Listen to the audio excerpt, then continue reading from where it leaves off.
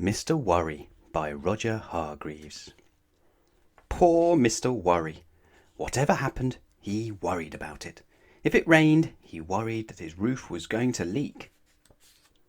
If it didn't rain, he worried that all the plants in his garden were going to die. If he set off shopping, he worried that the shops would be shut when he got there. And when the shops weren't shut when he got there, he worried that he was spending too much money shopping. And when he got home with his shopping, he worried that he'd left something behind, or that something had fallen out of his basket on the way home.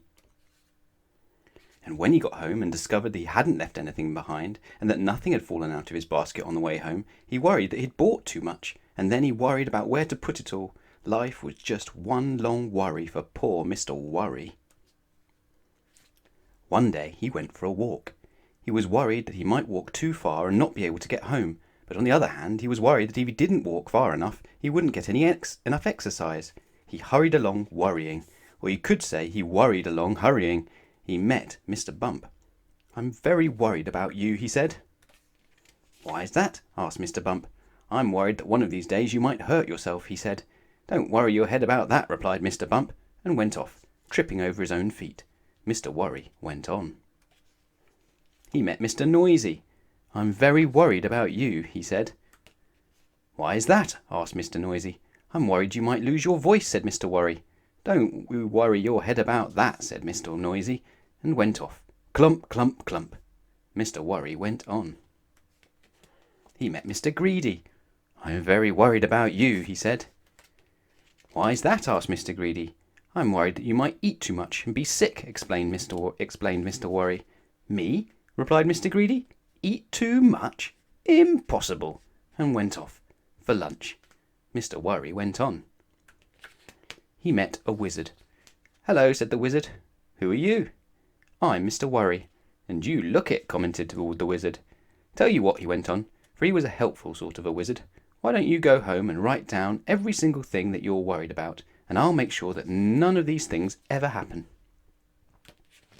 He smiled. "And then you won't have anything to worry about, will you?" Mr. Worry smiled. It was the first time he'd smiled in a long time. In fact, it was the first time he'd smiled that year. He hurried home in great excitement. When he got home, he sat down to write out all the things that worried him, every single thing. It was a long list. And then he went to bed and had the best night's sleep he'd had in years. The following morning, the wizard came round to collect Mr. Worry's list. "My goodness me," he said when he saw the size of it. "However," he said, "leave it to me. I'll go off and make sure that none of these things ever happen." And off he went. "Nothing to worry about now," he called over his shoulder. "Nothing at all." Mr. Worry heaved a sigh of relief. That day was the first day in Mr. Worry's life that he didn't have a single thing to worry about. And the next day, and the day after, and the day after that.